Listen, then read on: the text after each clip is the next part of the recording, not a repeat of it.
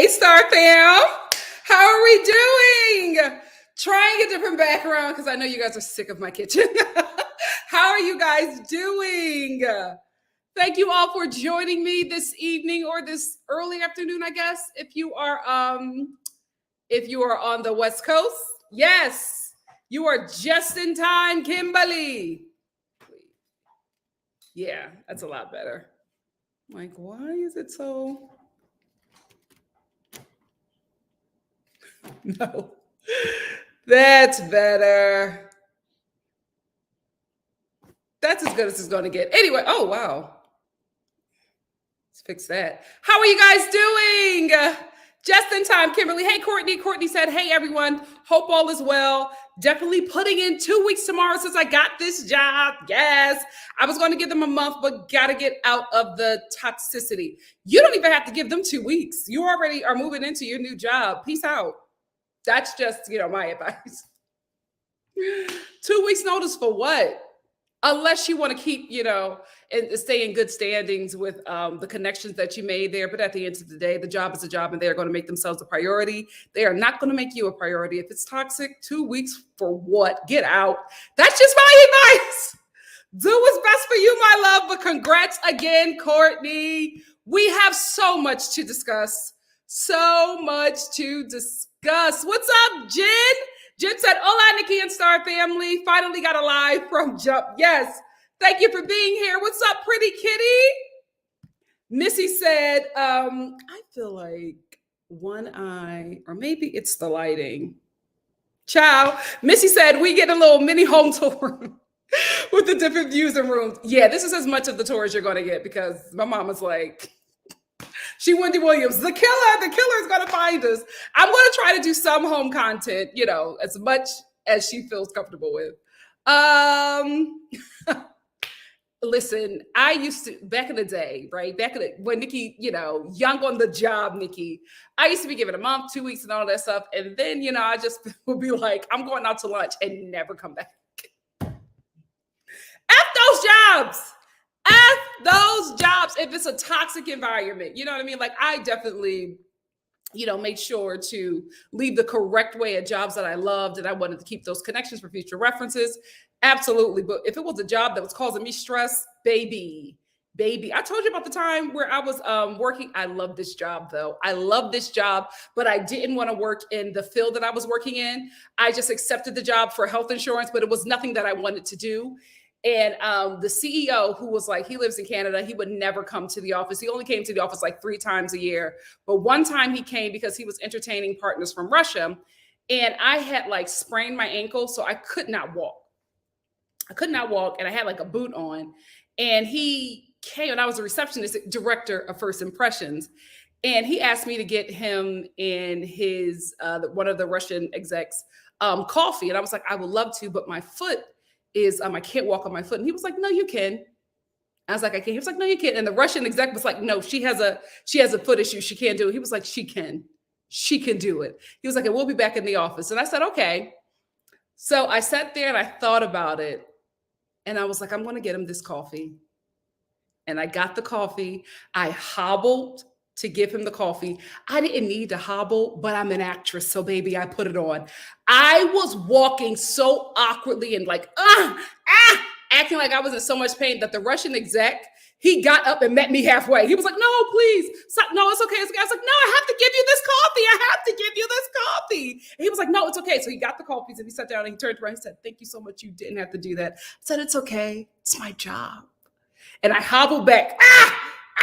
My supervisor was looking at me like, what is going on? Because I knew I was done, right? So when I got back to my desk, I sent a really nice note to my supervisor. I told them, thank you for everything that they've done, but this is just not the environment for me. And I signed out, downloaded all of my stuff, got my purse, hobbled to my car, and never looked back. F that job. How dare you? How dare you? Absolutely not. Absolutely not. And it was I love the job. I love the job, but the CEO was terrible. Everybody else, my coworkers were great, but nah, wasn't for me. Wasn't for me. And fun fact, I'm still really close with everybody that I worked with at that job. They still talk about it to that day. They were like, we could not believe you did that. While like the CEO was visiting, you quit. It was so crazy. Like HR called me and was like, did he do anything to you? And then the two, because it was 3 CEOs, the other 2 CEOs wanted to contact me to make sure he didn't harm me because they loved me. And I was like, no, it's fine. It's just, it was my time to go. That job. Anyway, hey, Joseph, thank you so much for the super chat. Joseph said, hi, everyone. It's the most boring tell-all. Tell-all part 2 was boring. Here, did Memphis go escaping her lies on that pregnancy timeline? This audacity of Benjamin Chow. It's all a mess. It's all a mess. Thank you so much for the super chat, Joseph. Oh, pretty kitty. I have like been out all day. I didn't know anything about it until I got home, sat down, was about to log on here, and my mom started talking about it. Much prayers to New York City. I'm like, guys, enough is enough. Much prayers to all of my New York fam and subscribers. Praying that you all stay protected. Courtney, you know.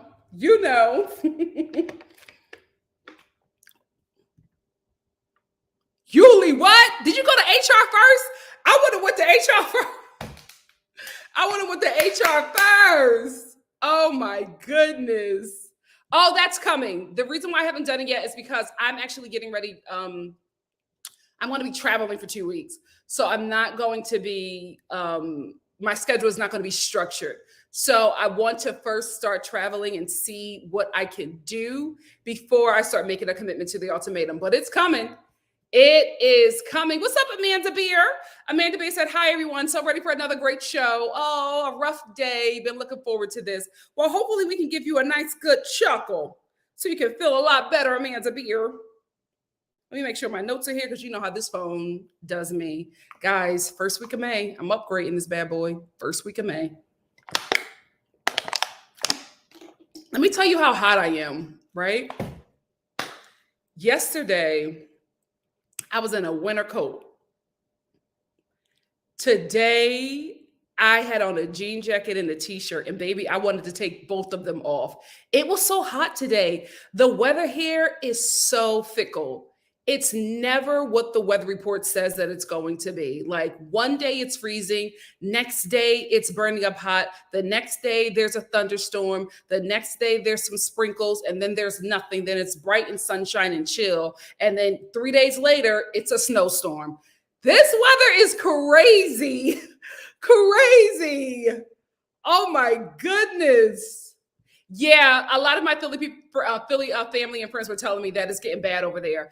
Guys, we're just going to be in the cycle. We're going to be in the cycle because unfortunately we live in, shout out to anybody who was joining. Hey, welcome to a NikkiStar TV Live. This is for 90 Day Fiance, just so you know. But unfortunately, we live in a capitalist nation, right? So it's all about the money. It's never about the wealth and health of the people, right? It's about the wealth of the ruling class, and that is it. So the mask mandates are going to go away and come back, go away and come back, go away and come back. We're never going to do what we need to do to stop this thing from spreading. So this is going to be our new normal. Which is why I never stop masking, and I won't. Which is why I just never stopped it. I just want to get myself, comfortable with it. This is how my life is moving forward because we're just going to be into this cycle. We're just going to be in it. I think the only thing will change is when wealthy white people start dying in droves. That is the only thing that will actually change. But for right now, if I were you, I keep my mask on. I keep my mask on. Sebastian, thank you so much for the super chat. Sebastian said, I once came in on a Saturday to quit, left handwritten notes, and let them come back to a surprise on Monday. Ooh, come on, Patty. Come on, Patty. Thank you for the super chat. I'm telling you, my phone was blowing up. My phone was blowing up. The only thing that I did feel bad about was that my really good friend had to cover reception for me. And she wasn't mad that I quit. She was like, I just wish you would have gave me a heads up so that, I could send somebody else up there, because she hated during reception. And I apologize to her. We're still really close about that. We're still really close. But that's the only thing I felt bad about. But everything else, loved every moment of it. Loved every moment. Because if you could treat me like that when I'm injured, my God, today, my God, today, absolutely not. Absolutely not. I was mad that we didn't get to talk to Memphis. The tell-all part 2 was not worth it. It was not worth it at all. We're going to end with Shonda saying, let's be social with Nikki. Those are my social guys. Follow me if you want. I'm going to be more active on Instagram, especially with my trips. You're going to see a lot of fun photos from there. I just wanted to get settled here first, before I start jumping into other avenues. Okay. But I am definitely going to be more active on Instagram, at least for the next 2 weeks. Because I got cute little pictures to show. Anyway, let me get my 90-day fiance notes. Let me make sure they're all here. Okay, they're all here. Let's start off with so tell-all part 2 opens up with Kimberly, Miss Kim, still crying over Usman and being disappointed and just really broken down. And like I said before, I do feel bad for her, but my thing is, why are you surprised? Like, can we be real? I feel like when you are somebody who is in a relationship like that, like when you're in a May December relationship and you're the older person, I feel like you kind of know what's going on, right? Right? I feel like the jig is up. I feel like you know what's happening here, right? I feel like you should not be surprised that he is entertaining a woman, a younger woman of his age, of his diaspora. Like, I don't think that you should be surprised, right? Especially when you not only have to beg him for sex, but you have to bribe him to stay in relationship with you. So I feel like if you're already doing that, you kind of already know what it is. So her falling out with these tears and being just disappointed that Usman, was entertaining Zara, I was just like, why are you doing that? Like, you know what it is. Now, are you doing this to save face? Because how do you not know? How do you not know what this relationship is if you hadn't done the things that you had done, right? You're begging him to sleep with you. You're begging him to be your girlfriend.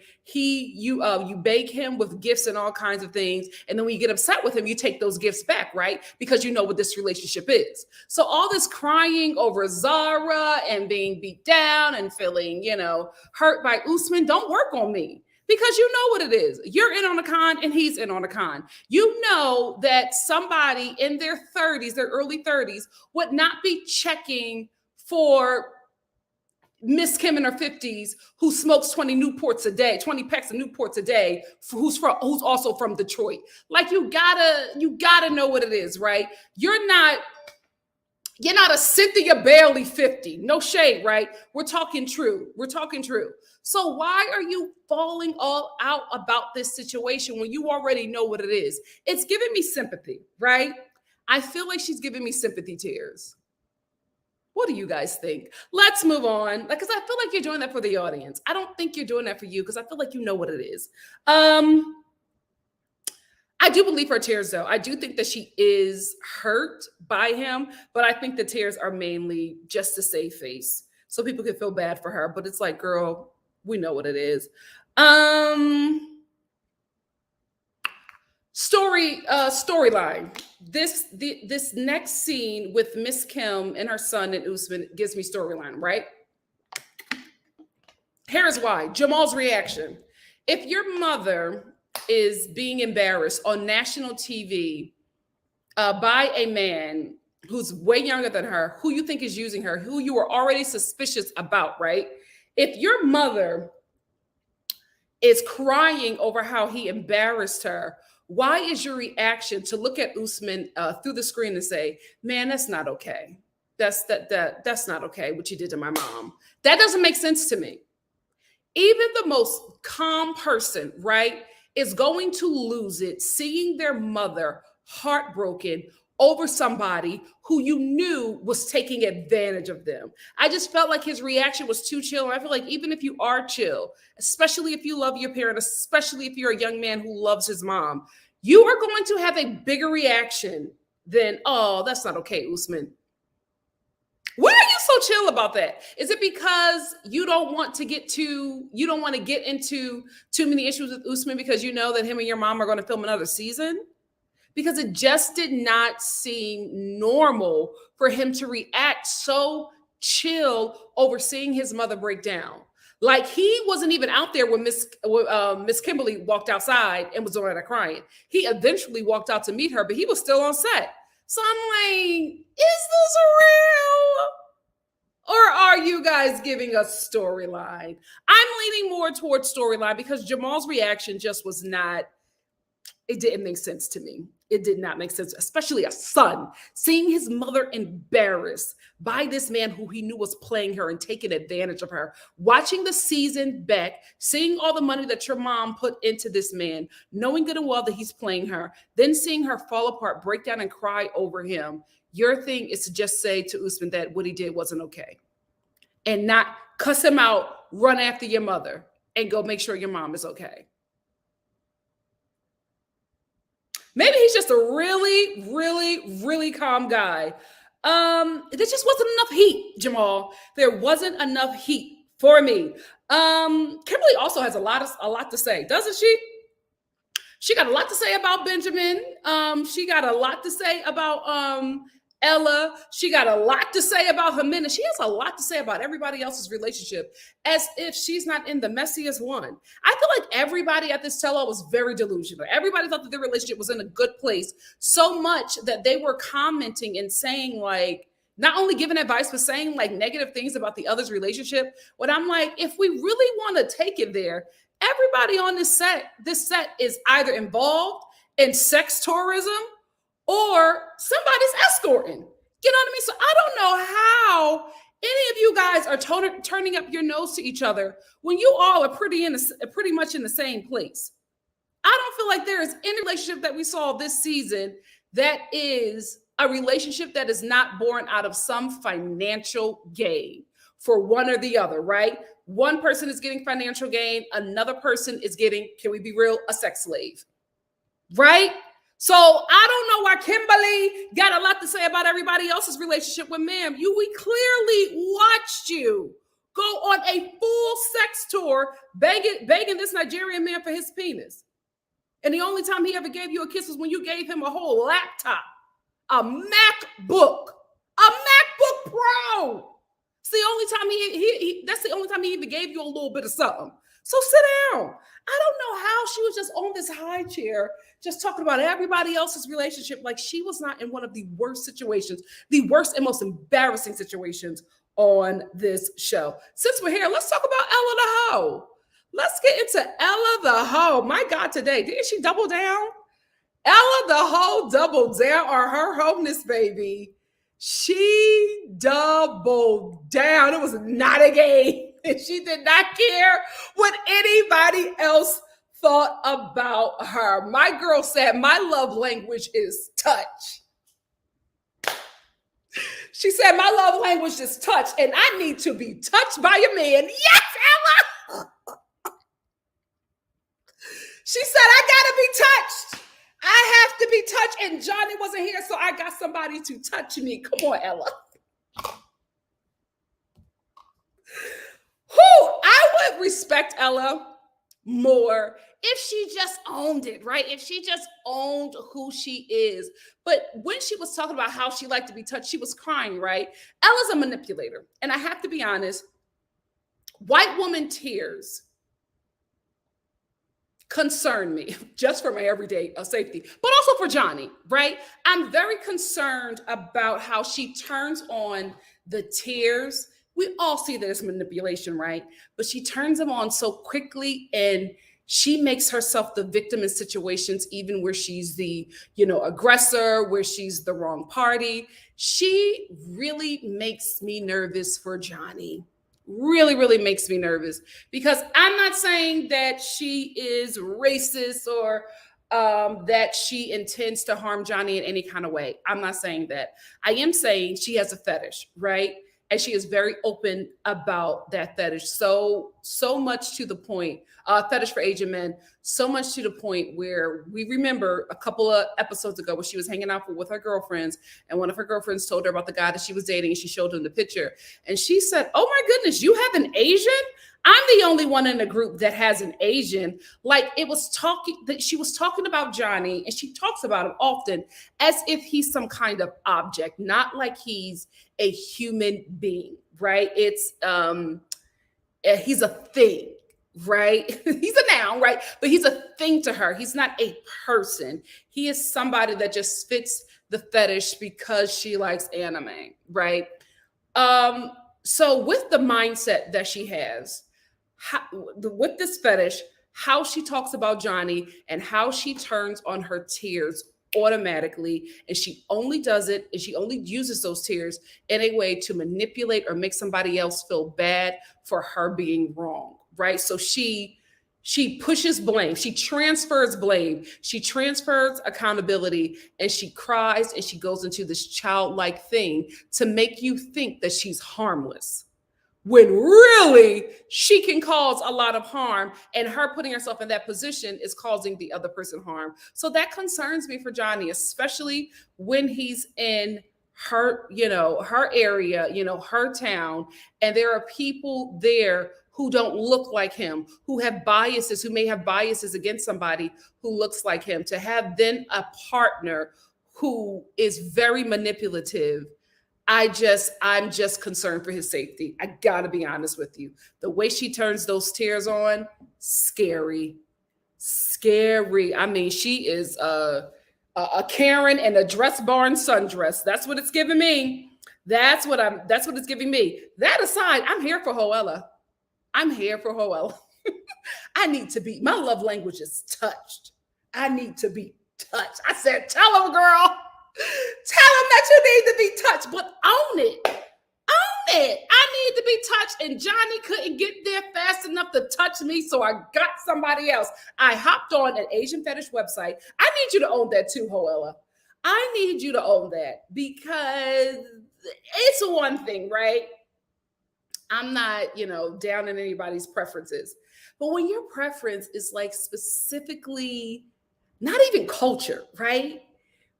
Because she says she loves anime, but then she's talking about Johnny, right? So I'm like, okay, girl, do you know that he's from somewhere? Okay. Anyway, so it's like, it's a specific look that has her. And that look comes from a few races, right?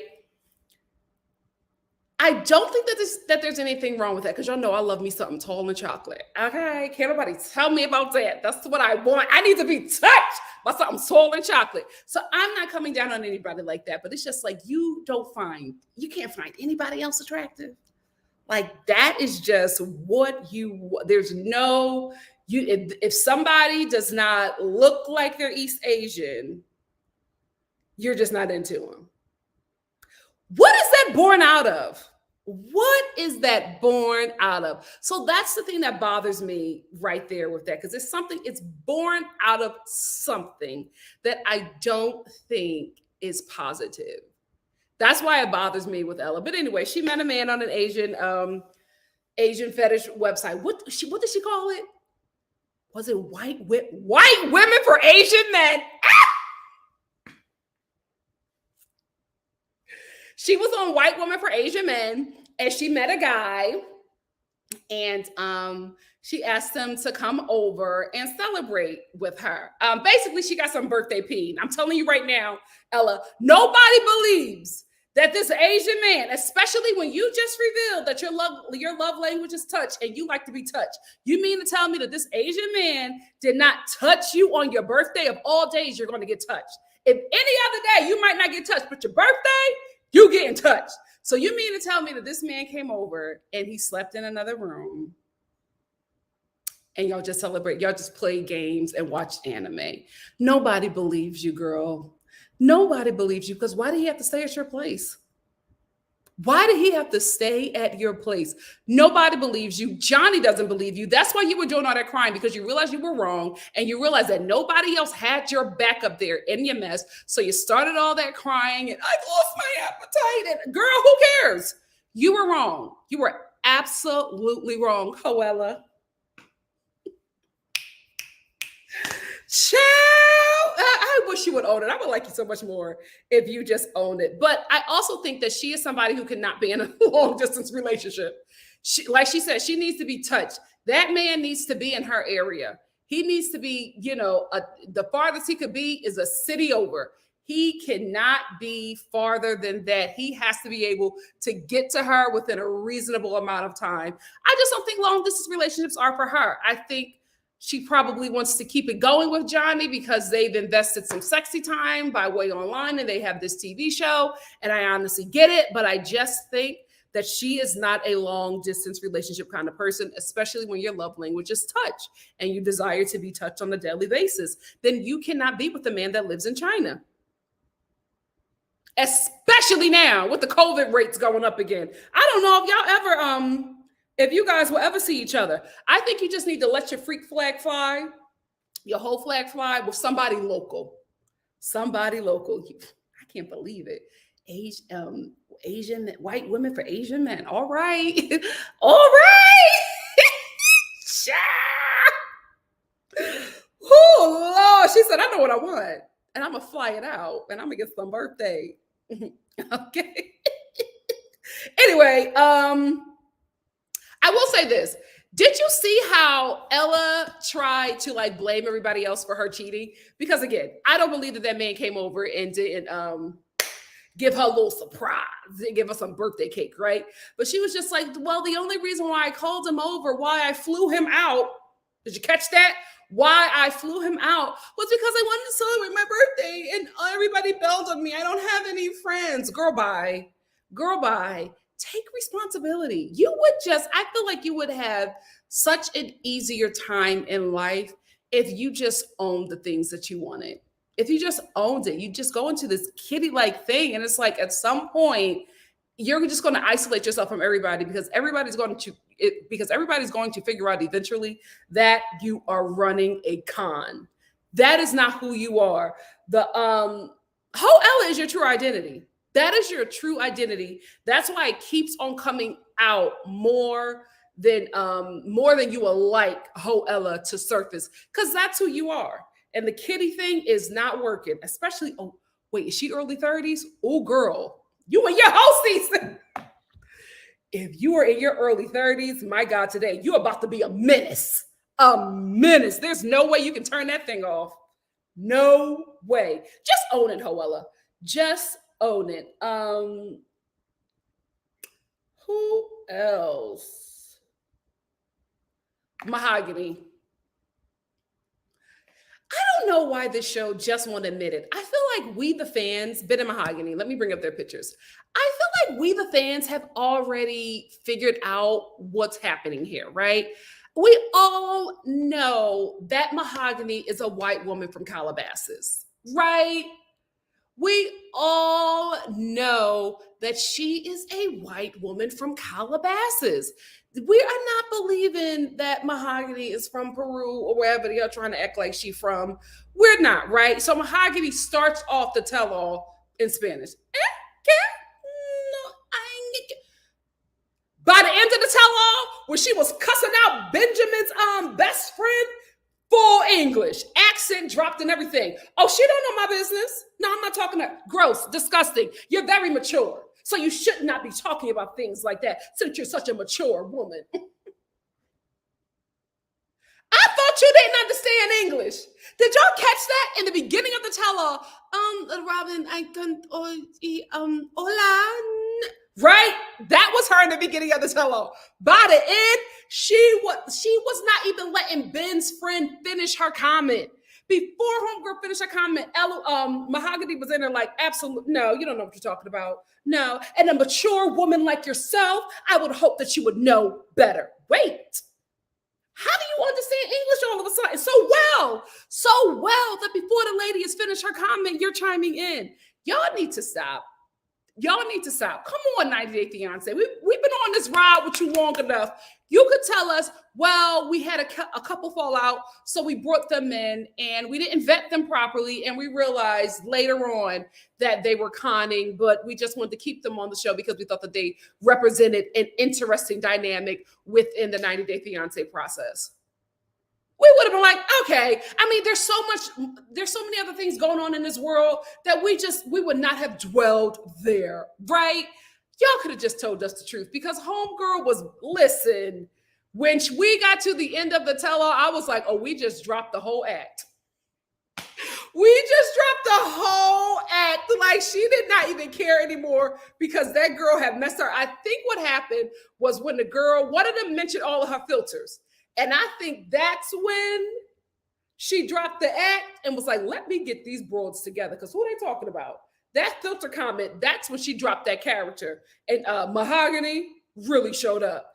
So let's get into Ben's friend, right? Why was she here? Ben's friend, who was literally in like 3 minutes of one episode. Why was she here for half the freaking tell-all? This tell-all was so unorganized and just unnecessary. We could have just stopped at part one. Because why was she here for so long? Like, I get that she was here to, get under Jasmine's feathers with Gino. With Chino, it worked. I will say, because Jasmine did not let up off that woman. But I just felt like she was here longer than she needed to be. Well, she was literally on one episode, right? So Mahogany and Ben's friend is going back and forth. The lady is talking about her filters. Mahogany is calling her mature and, telling her that she needs to act better for a mature woman. Okay, Mahogany, who knew you could read? So they're just going back and forth.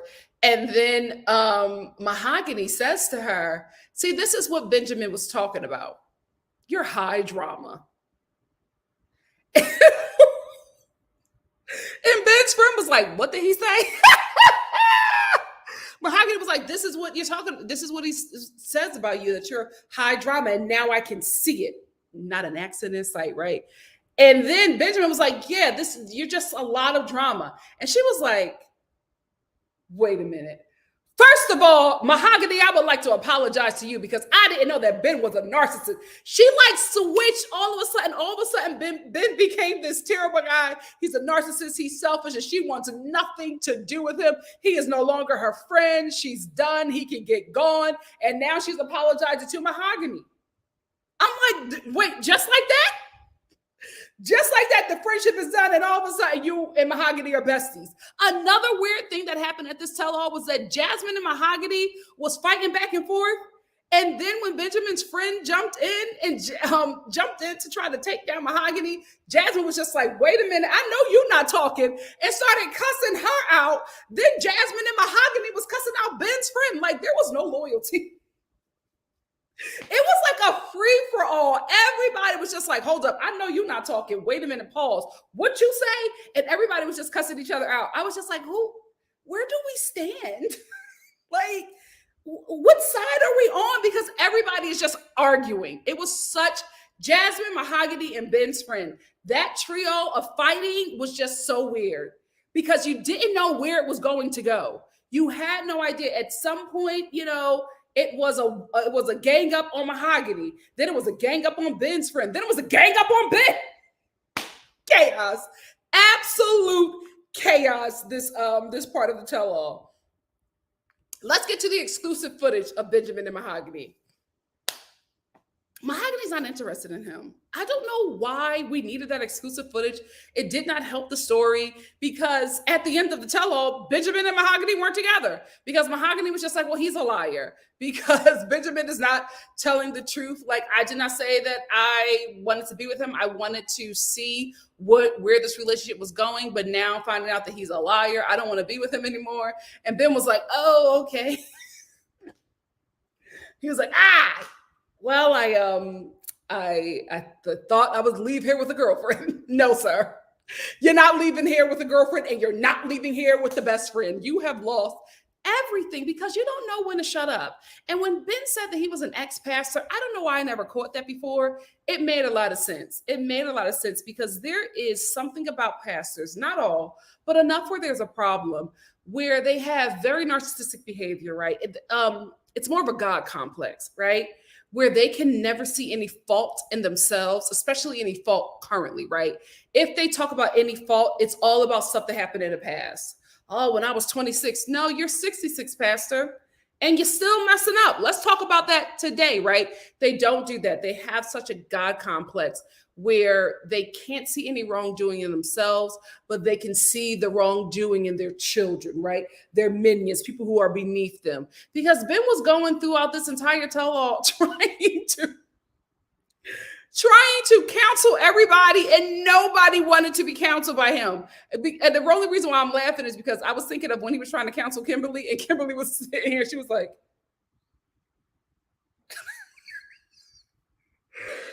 I know he's not talking to me. I know he's not talking to me about my relationship. The whole time, he's just like, what you need to do is you need to understand and learn, Usman and Kimberly. Like the whole time. I'm like, Ben, read the room. Read the room. She doesn't feel like this conversation with you. Since we're here, I do want to reference this with Kimberly, right? She was, like I said before, she was acting very high and mighty, right? But there's something about her and Ben where she had this thing with Ben. And I at first thought that she was just oblivious to the fact that they're the same damn thing. But I think she knows. I think she knows that her and Ben are the same thing. And what she hates about herself, she projects onto him because she can see him doing the same thing, running around trying to buy the affection of somebody younger than you because you're trying to get back something that you lost, instead of being comfortable with who you are now and finding a partner who is of your age, who will understand, who is somebody who will challenge you, who is somebody you cannot control, who is somebody who will make you better, right? A lot of people don't want people to make them better, right? A lot of people are fine with who they are. They don't want to change. They don't want to be better. They don't want to go back, but they do want a partner that they can control. So I think a lot of her issues with Ben was the fact that she was looking in a mirror. And she hated everything about him because it was a reflection of herself, because they're in the same situation. They're in the same situation. They have the exact same storyline. That was her biggest beef with Ben, which is why I don't know why he apologized to her. But he did. He apologized to her, and he apologized to the whole cast, and they're all cool now, because obviously we didn't see all of it, but obviously Ben got on a lot of people's nerves at that tell-all.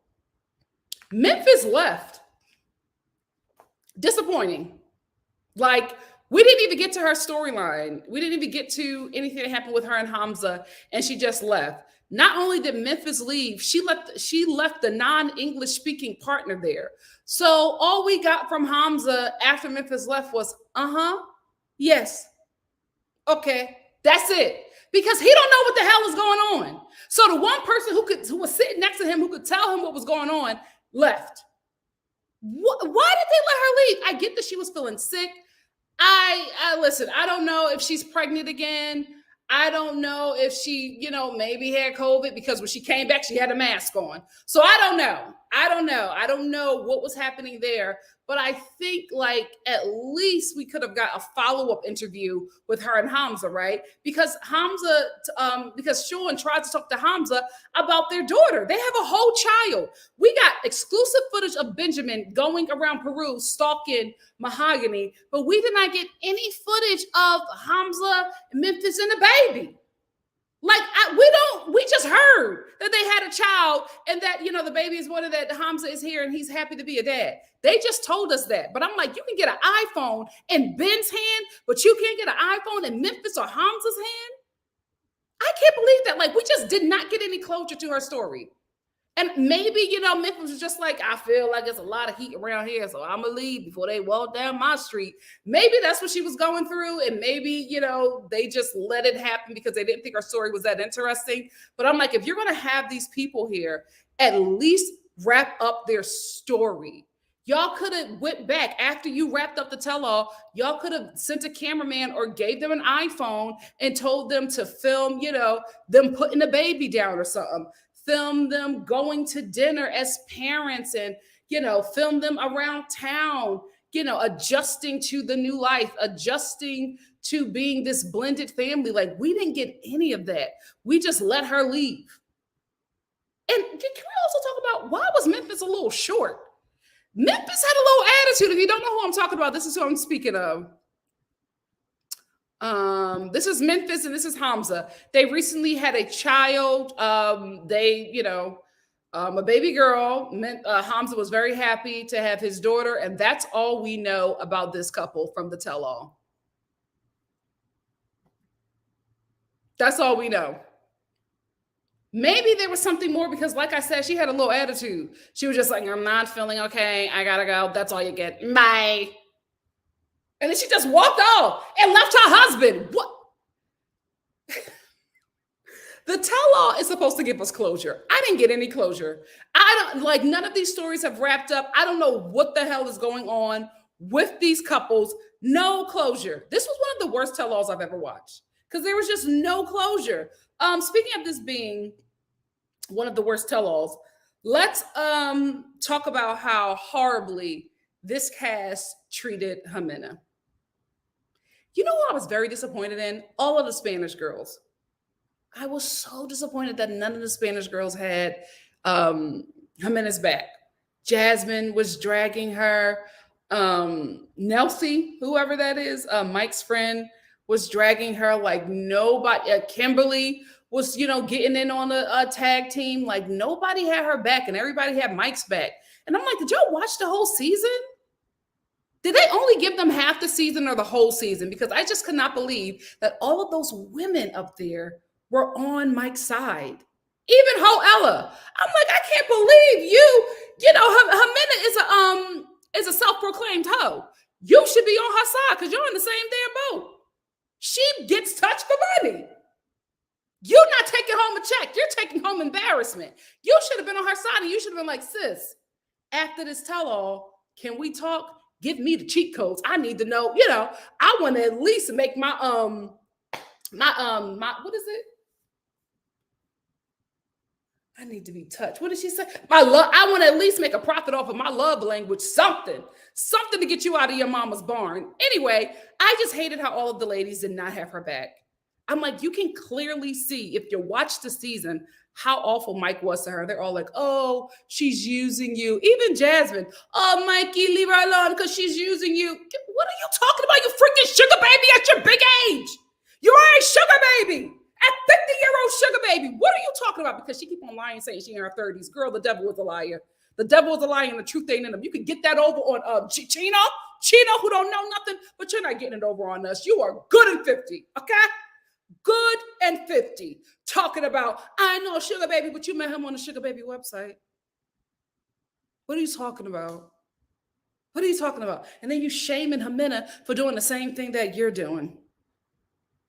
Why are you mad at Ximena? Because she was able to get away from her trick and you're stuck with yours? Like, I just couldn't believe it. Jasmine of all people, just dragging Ximena. I was so glad when Ximena left. I was upset when she came back, and then when Mike called her, and he was like, me, Amor, and she's like, oh, Amor. Girl, you better be scamming. You better be scamming. And you know what, Ella? You made a comment that bothered me. Ella said, why is she upset with the way Mike is? He's going to have snot come out of his mouth. He's going to fart like it's a natural thing. What are you bringing home? What are you bringing home that everything that Mike did on this season is normal to you? Like, yes, people are going to fart. Snot is going to come out, right? But he's gross. He's filthy. She's literally begging him to bathe. What are you bringing home where you think that her asking her man to wash his balls before intercourse is too much, is odd? What are you bringing home? Now, if you're bringing home Asian men, I feel like no shade, but I think people of color, I think we've been, you know what?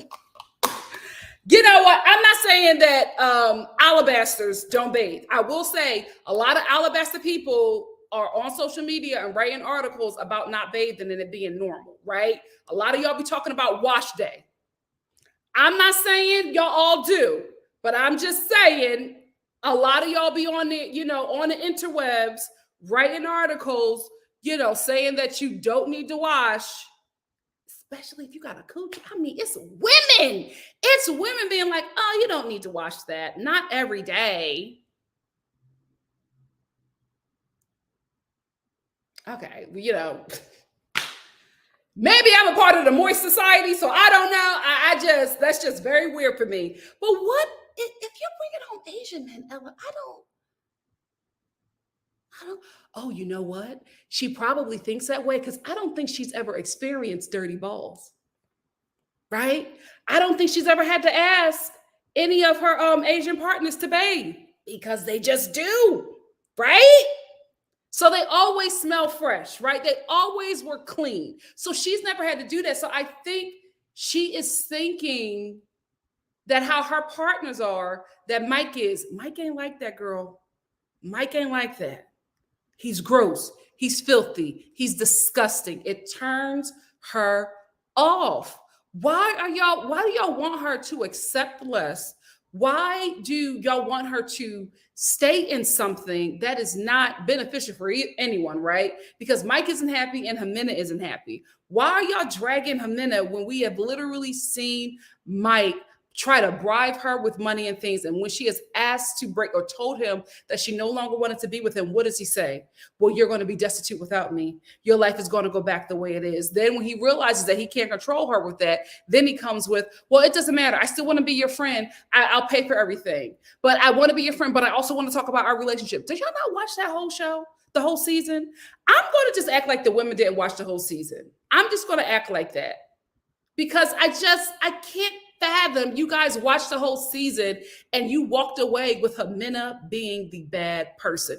Now, Kimberly, I can see her thinking that Ximena is the bad person because she's the Mike in her relationship, right? So she will side with him because she is him.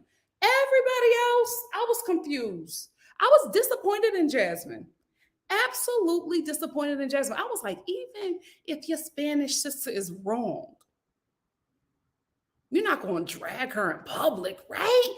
Like, where's the cultural solidarity? Where's the Espanol solidarity? Like, what? Latinx? Is it Latinx? Where's the Latino solidarity? I was very, very upset and disappointed in Jasmine. I couldn't believe she was piling on.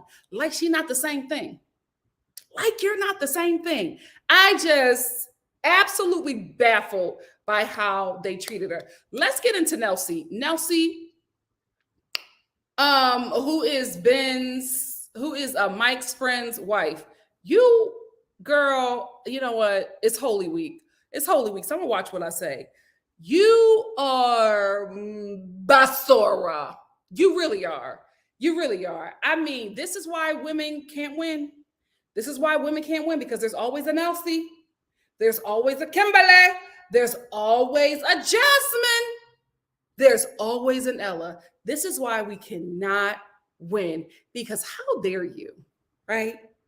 How dare you look at Ximena and tell Mike, you need to get rid of her. She's using you. She's taking you for everything that you have. She doesn't want you. Then you turn to Ximena and start cussing her out and dragging her, making her feel worthless. You see this woman crying. She's heartbroken because everybody is coming down on her, not listening to her side, and you double down on the insults, right?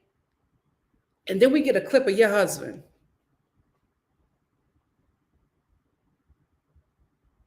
Who are you fooling? Who are you fooling? Let's be real, honey. We know, right? Let's be real. For all of us who watch the ID channel, we know You update that man's life insurance policy on a daily basis. We know you constantly checking them numbers. We know every time you look at your sickly little husband, you go up there and you update that life insurance policy a little bit more because you know, tick, tick, boom. Let's tell the truth and shame the devil. That man is getting some kind of SSI check. Something up with him. Something is up with him, right? Let's just tell the truth and shame the devil. Something going on with that husband. And now see them hit the jackpot. So you won't look at another woman who got a jackpot and try to turn your nose down and make her feel less than. You mean to tell me that when that man came to visit the DR, that you laid eyes on him and you was like, that's my king, that's my heart, that's the one that I want to spend the rest of my life with, that's the one who God sent before me, that's my Boaz. Girl, sit down. You saw America, right? And you saw that something was a little off with him.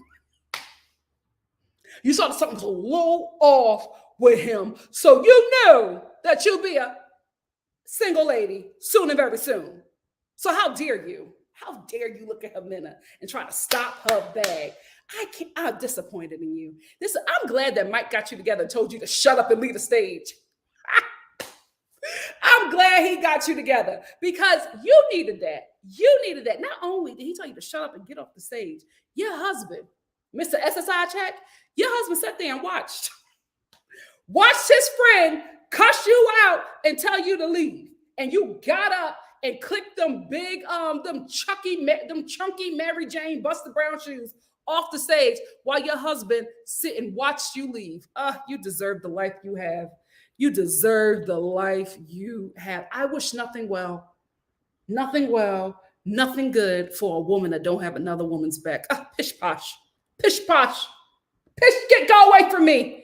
Go away from me. We are not family. How dare you?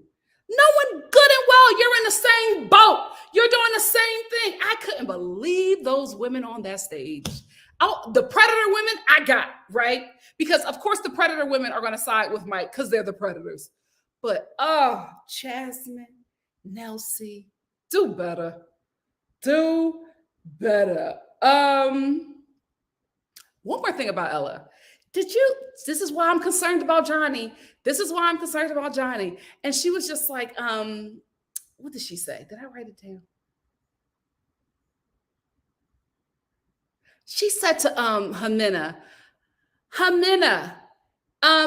she said, Ximena,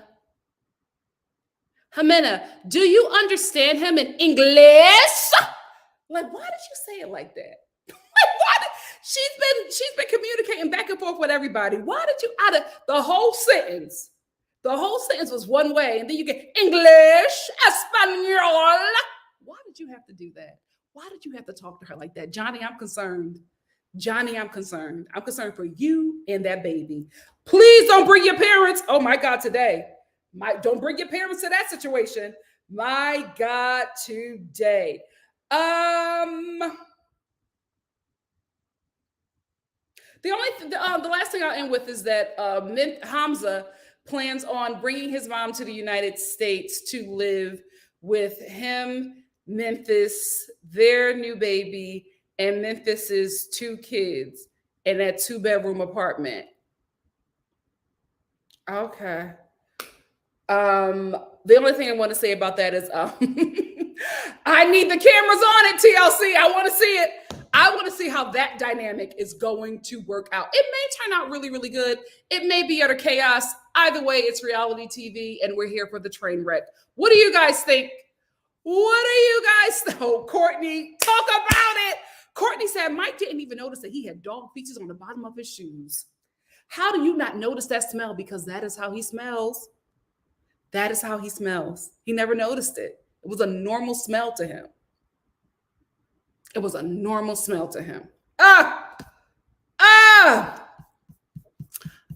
me get some older comments. Come on, wait, Midwife Crystal, where is that? Where is your comment at? She's talking about Ella flying out her Asian bae. You don't get flued out for nothing. Like, come on, Ella. Tell the truth and shame the devil. Marianne said, I think wait, you're talking to Gracie Ella. I think so, Gracie Ella. I think Johnny doesn't want her, but I also think he wants to come here. I don't know, guys. I'm just like, Johnny, do you want her? Like, what is it? Ella could be a fetish for Johnny too, right? A freaky American girl. Because let's be real, American women, I don't know what America is putting out about us, especially the white women, especially the alabasters. I want to let y'all know this. The rest of the world thinks that you guys are these freaks. They have these ideas about white American women that you guys are so sexual. You would think that it would be us. You would think that it would be us, but that stereotype is just in America. It don't leave the borders. It don't leave the borders. Y'all, that stereotype about y'all leave the borders. Well, that's the stereotype that the rest of the world has about y'all. So everybody always wants to have sex with, like, a white American woman because y'all supposed to be down for anything. Stay woke and stay safe. But that could be what Johnny wants. He could probably think, oh, I'm gonna have sex with this, this freaky American woman. I will say, if that is what he is desiring, he got the right one in Ella. Ella gonna blow his mind.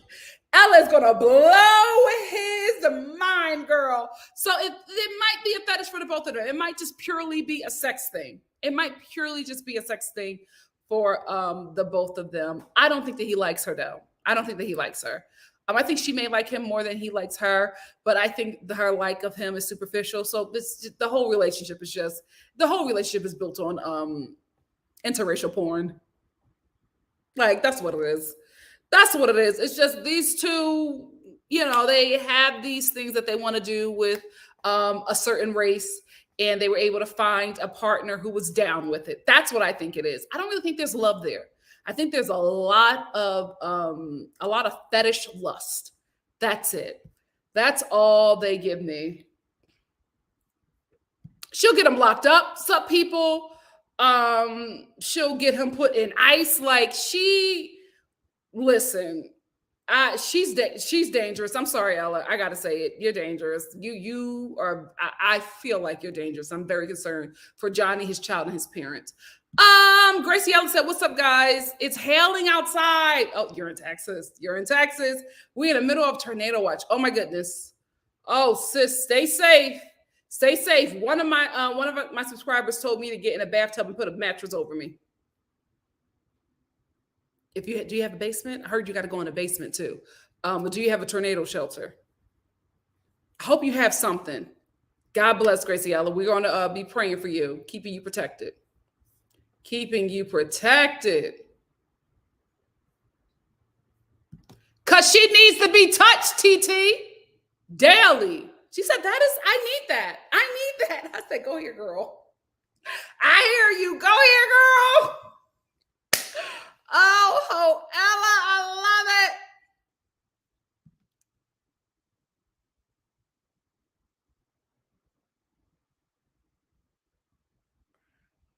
You know what, Missy? This is so specific, but I feel like it's so accurate.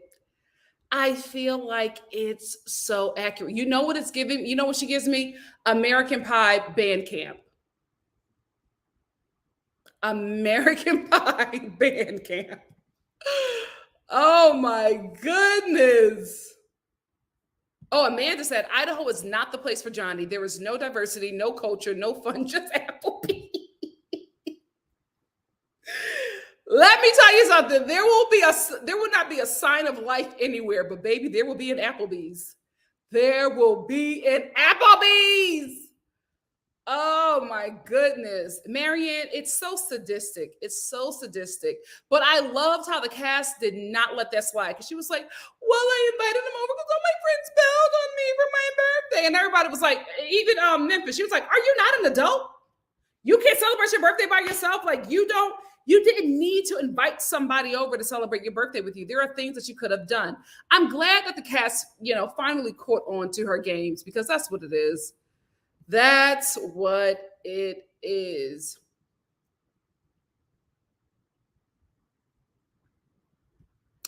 Yuli said, why didn't anyone talk to Kim about her pushiness with trying to get Usman to sleep with her? Why didn't they bring that up, especially with all the controversy behind it? I think they didn't bring it up, one, because of the controversy behind it, and two, because then you would have to go after everybody else on the show because they all do the same thing. And then then we'll have to start uncovering those conversations, those uncomfortable conversations about how a lot of the Americans on this show are predators.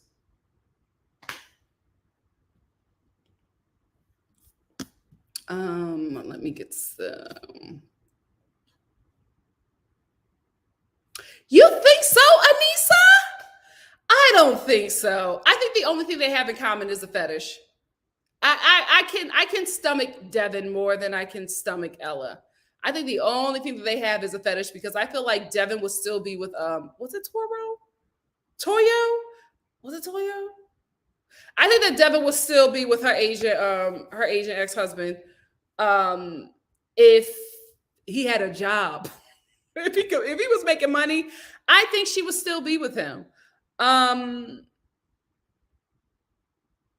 Ella, I don't get danger from Devin. I get it from Ella. I do get it from Ella. Yes, thank you so much, Shonda. Shonda said, thanks everyone for joining on Nikki Star Live. Please like, subscribe for more great content. Thank you all for joining me. Hey, Diamonds. Diamonds Donna 2K said part 2 was a whole mess. I was extremely annoyed by the way Ximena was treated. Yep.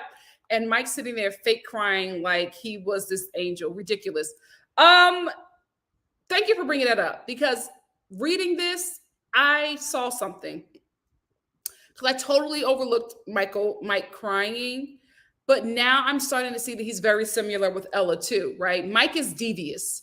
He is devious. I'm telling you, we've talked about this before, but it has never left my mind that Ximena was saying that Mike used to gross her out on webcam. When she would do webcam sessions with him, that he would do stuff that would gross her out. One can only imagine, right? But the fact that she said that and the way she said it, she was right, like remembering what he did. He is devious. He is something, there's something about him that is just outside of just being outwardly nasty. There's something about him that's nasty. He's a nasty work, as the ancestors would say. And I think that he does the same thing that Ella does, right? Where it's because he looks like a Pixar character, everybody just, pets him. It's like, oh, it's Mike. Mike would never. But Mike would, and Mike has, and he will do worse because of how he looks and the way people treat him. You just don't assume that he's somebody who would do the things that he would do. But I feel like Ximena knows a side of him we would never see unless, his web stuff leaks, right?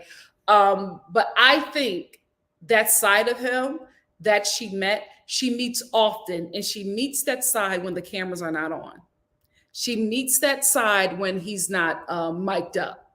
And I think that's who she's talking about. That's who she's uncomfortable with being around. But outside of that, right, the rest of the world gets his representative, which is that Pixar character.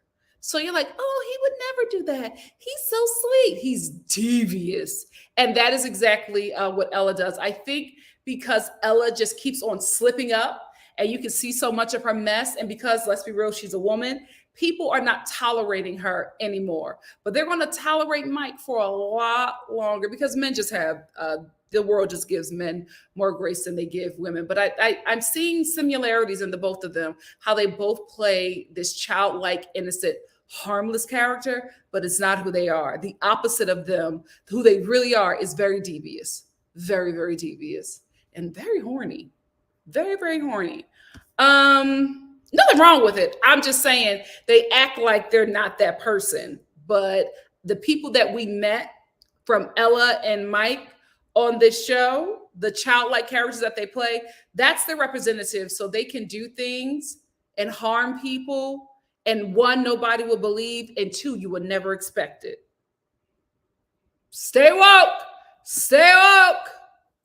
Hey, Mercy. Mercy said, now, Miss Nikki, Memphis and Hamza can't communicate. Not that well. That translator had a better chance of letting Hamza know what was going on. You're right. You are right. You are right. Miss Cinnamon, I think so too. I think she just didn't want to be questioned because I think she realized that it was her turn to be in a hot seat and she just didn't want to do it. She just didn't want to do it. Or maybe she tested positive for COVID, because I'm like, why did she come back with a mask on? What happened? We'll never know. We'll never know. This tell-all wrapped up nothing. Roshana, that doesn't make sense to me, though. Roshana says they wouldn't even say the baby's sex, so I think they sold the rights to first pictures to a magazine or website. One, do magazines really care about 90 Day Fiance couples like that, right? That you will withhold that? You're not getting like $1 million for pics of Memphis and Hamza's baby. Also, you're contracted to TLC. You're on their time. You're up to 90 Day Fiance. You're on their time.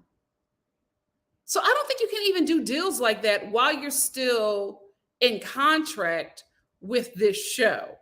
If anybody would get the rights to the first pictures of the baby, it would be 90 Day Fiance. So something is very weird.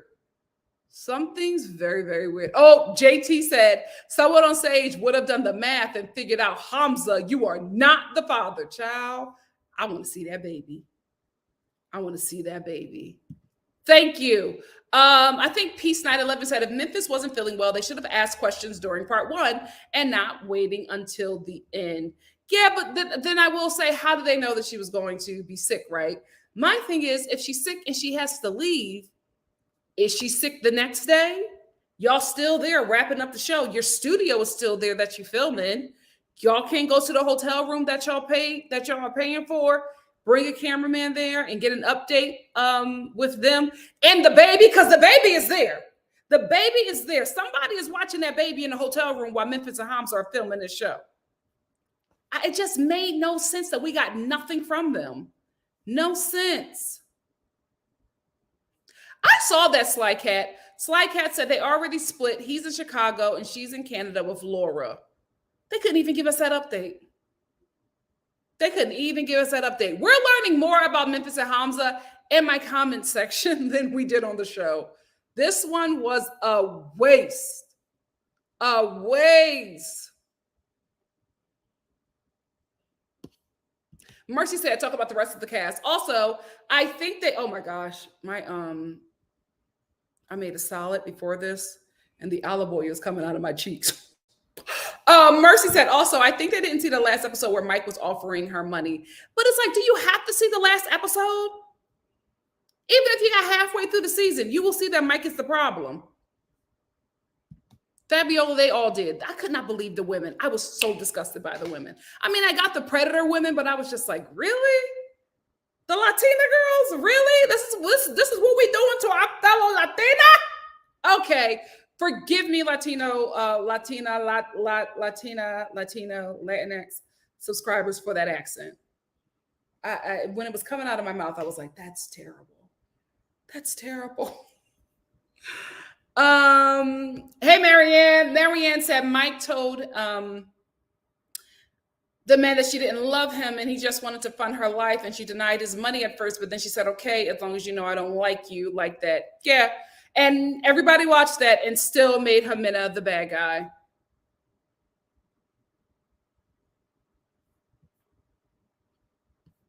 JT said, I think Jasmine thought that she was better than Ximena because she somehow loves Chino. She don't love that man. She don't love that man. She don't love that man. Hey, Crystal. Crystal said this tell-all was very inconsequential this time. Just lots of random fighting and Jasmine screaming for Chino's meat. Why did you remind me, Crystal? Like, great. Thanks. I hate it. Absolutely. I'm right there with you. Hey, Monica. Monica said Memphis left because she saw how bad they grilled Gino and Usman. That's what I feel like. Yuli said, I have lived in a DR where you had to go down 2 blocks to get water, take a bath, and I was there 3 times a day. Just saying, people. So listen, listen, y'all know I'm pro come up, right? I'm not taking the check out of no woman's hands. Okay. So if you have if Nelsie was, scamming her husband, fine. I don't have a problem with that. But how dare you turn to another woman who's trying to do the same damn thing and tell the guy she's tricking, oh, she's using you, she just wants you for money. No doy. No doy. Like, of course. Of course she's using him for money. He's using her for coochie. What are you mad about? Mind your own damn business. Worry about your SSI check husband and his life insurance policy. Live that life. Why are you over here stopping her bag? Hater. Hater. I hate that. I hate that. Oh, Dr. Rib said, well, Nikki, having a room with a lot of people of various ethnicities, and trust me, there are POC and BIPOC. I hate that word. That, oh, yay. I just booked my hair appointment. My braider just responded. I'm gonna get my braids again. That don't bathe every day. And now, is it because of lack of water, lack of funding? That's different. I'm talking about have those things and just not doing it.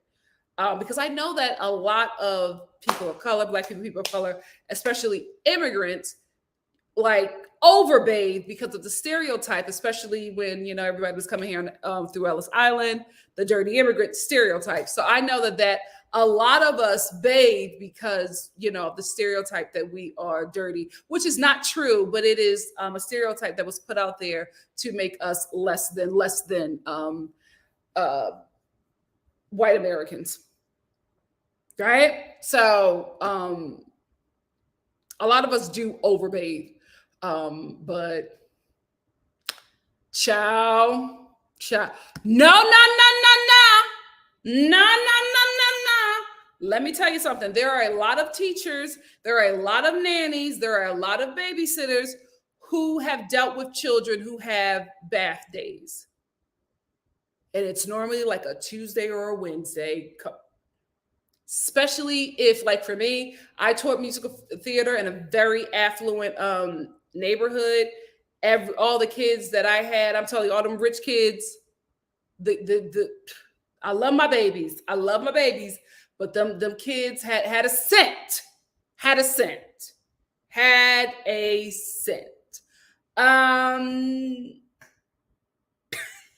You know what? I used to teach them a lot of stuff.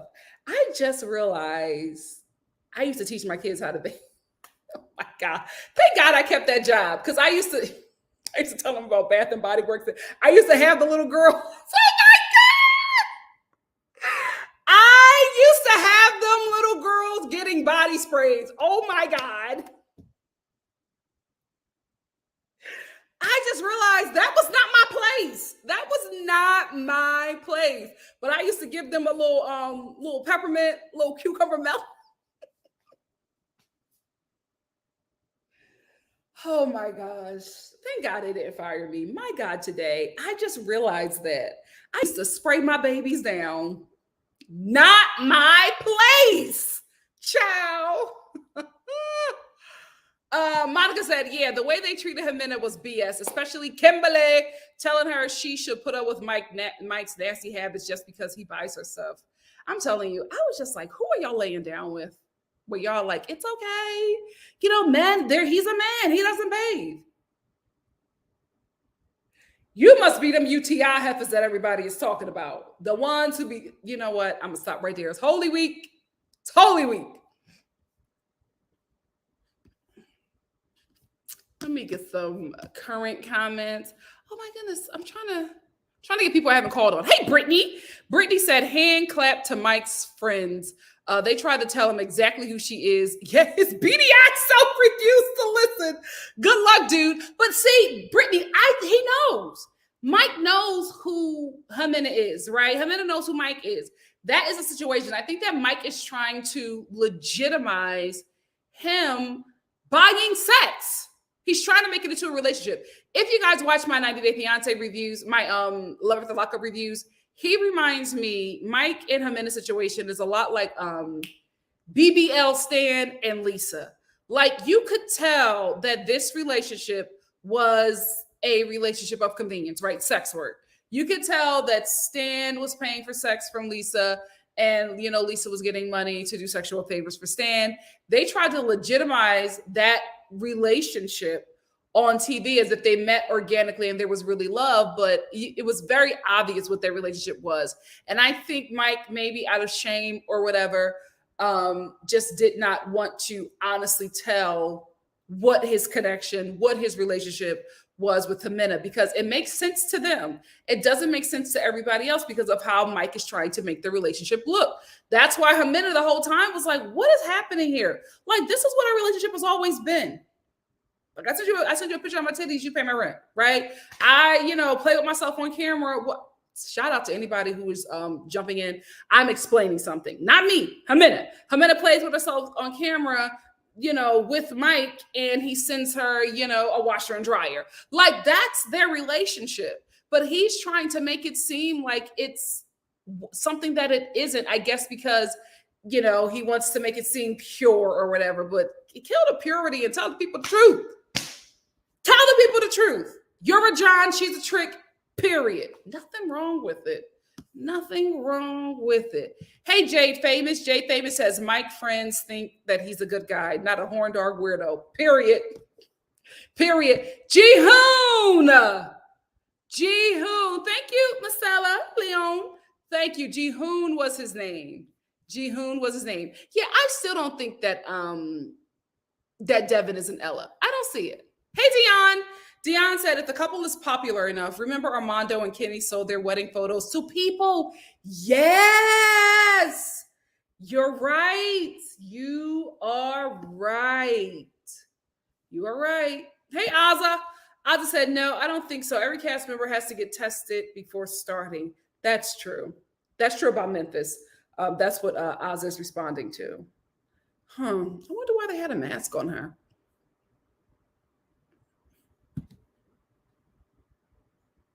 Like, if Mike is really your friend, you know that he's never going to get a Ximena, right?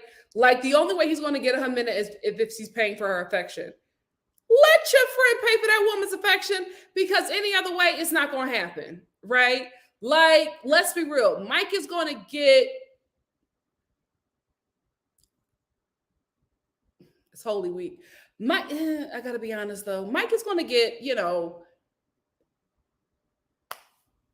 a female Gollum in a lace front. We got to be real, right? He's not pulling a Ximena without paying for her lifestyle, right? So he needs to go and, stroll the aisles of a Michael's, you know what I mean?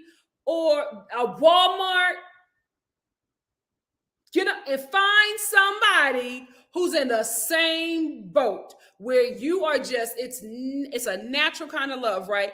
Not saying that, there'll be a tender-eyed couple, but it'll be a couple where it's just like, okay, this is the real thing, right? Right? It's like, okay, this is love. If you want that, you got to stop going after Ximenas. Stop going after Ximenas. It's not going to happen. It's not, and that's what births an incel, right?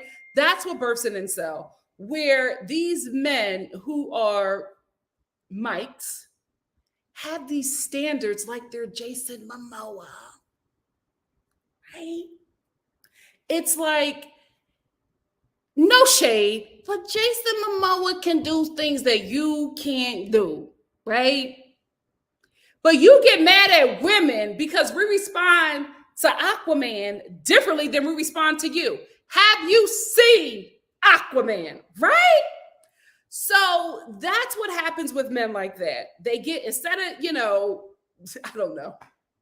I don't know how you could ever just, that's them genetics worked out for Jason. But instead of, just dating within your, I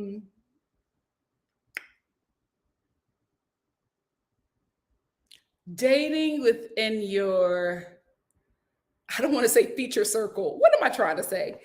Dating within your visual capacity. Instead of dating within your visual capacity, right, or your visual community, instead of dating within your visual community, you get mad at the women who are in another visual community, instead of focusing on the visual community that is allotted to you. Incel. That's how, and that's what Ximena is dealing with, right? Because she's in another visual community. But for, a certain price, she'll look over to this visual community. but you got to pay me to be in that community. So he then wants the real deal from this woman over here in this visual community, forgetting that the only reason why she turned her head and peeped into this visual community was for a price. Then you get mad at her. Why are you mad at her? She wasn't looking any other time. When you pulled out the coins, when you started flashing them dollars, she was like, what's going on over there? Let me see what's going on over here. That's the only reason why she's staying. So now why are you mad at her? Why are you mad at her? Because she said, even with this, I don't want it. I'm going back to my visual community. You know what I mean? So that's how them incels are birthed. That's how them incels are birthed, because for some reason, they make themselves Jason Momoa. They make themselves the prize. They make themselves a Barack Obama. And it's like, y'all might have the looks, but you don't have the swag, right? Right? You might have the height, but you don't have the uncleanliness, right? I was about to say you might have the looks, but you don't have the coin. No, fine men can do whatever they want. We'll take care of them. Not me, though. Let me get 2 more comments. Let me get 2 more comments and then get out of here. What's up, Mock Reviews? Mock Reviews said, okay, I'm going to say it. This cast was trash on this. They say up there and called out Ella, but gave Mike and Gito a pass. Absolutely. The sexism was strong on this tell-all. I said what I said. You said the truth. You said the truth. You said the truth. There's nothing wrong with that. What's up, Tina? Tina said the fact that Mike sits close to the edge of breakdown every time Ximena says she does not love him is disturbing. Let's be real. He has abusive tendencies. I agree. Reality check, Mike. I agree. I absolutely agree. Make Hay said, only problem is Mike is in his own community, unless Danielle no, we're not going to do that. We love our Danielle. We're not going to do our girl like that. Busola said, perhaps Mike isn't confident enough to really try to be in a relationship that doesn't include a power imbalance. That could also be it. That could also be. Ciao. You know what? That's why I'm gonna be in here at night.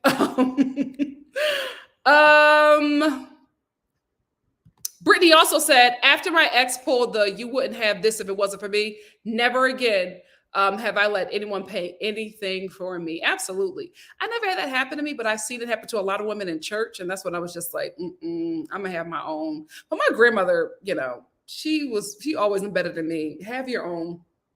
Even if he pays for everything, have your own. I told you, 4 bank accounts.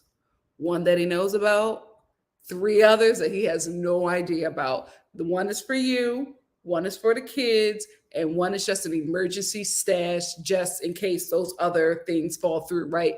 Just in case he's able to find those, there's another 1 that don't nobody know about but you, right? The other 2, your mama gonna know about. But that last 1, just you. Just you. JT Zim, we're going to end with this. JT says, okay, F, marry, or kill Gino, Mike, and Ben. This is terrible. Why did I click on this comment? F, marry, or kill. Oh, this is hard. Gino, Mike, and Ben.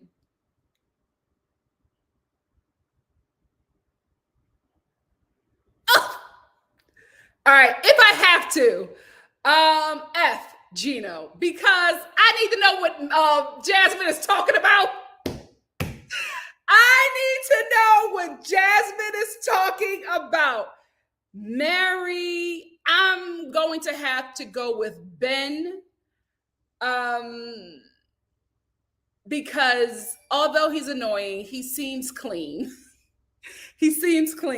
I'm gonna have to kill Mike, unfortunately, because it's the filth for me. It's the filth for me. I couldn't do it. Those are my choices, and I regret everyone. I regret everyone.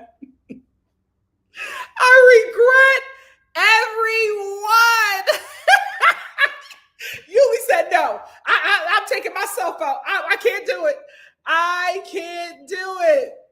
Listen, Drewski. I need to know. I need to know. So, given that option, I'll listen. Let's see what Jasmine is talking about. Let's see what Jasmine is talking about. Give me the meat, Chino. Give me the meat. Thank you, JT. Thank you so much. Lydia said Basura.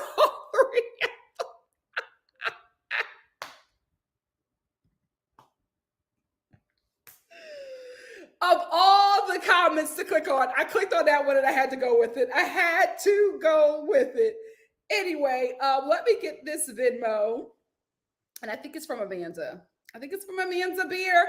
Thank you, Amanda. She said, Amanda Beer said, thanks for dragging everyone to filth. Thank you so much, sis. Thank you. All right, family, let me get out of here. I have to, oh, am I filming something? I think I have to film a video. And then I have a live tomorrow for Young, Famous, and African. I'm going to do that one tomorrow in the afternoon. That'll be earlier, just because I got a lot of running around to do. You know, your girl's going to be traveling, so I want to be in different locations filming these lives. Some videos, I have to be honest with you, some will just be edited videos, no lives, just because I'm going to be in places where the internet is not that great, and I'm going to have to film these things at different times. So some stuff will, be, edited, quick videos, and then I'll try to do the lives as often as I can. This week we should be straight, I think. I'm not sure. Please follow me on Instagram at NikkiNicoleStar. I think I have it here. Yes, this is my Instagram. Please follow me here because that's where I post what is going to be the next live or review that I will do for that day. I post there second. I post first in the community tab. I also share the video that I will be doing here on YouTube. But then on Instagram is where I put the video, the advertisement or the reminder for the video or the live or, whatever it is that I'll be doing that day on this here channel. Thank you all for joining me. I totally appreciate it. I had a good time with you guys. Listen, we made this dry part 2 something fun. And I thank you all for joining me on tonight. Shonda, thank you so much. Shonda said we're less than 100 away from 14K, guys. Let's see if we can do it this week. Let's see, because I think it's going to happen next week, but I would love to be able to do it this week. Please make sure you like my video, comment, share if you care, but please make sure you like the video. It helps me within the YouTube algorithms.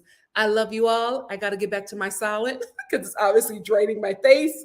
I love you all. Had a great time. I'll see you tomorrow, or I'll see you next Monday or Tuesday for the new season of 90 Day Fiance. Love you, fam. Bye. Bye. So long. Farewell. Listen, I can't wait, Amanda. I cannot wait. So long. Farewell to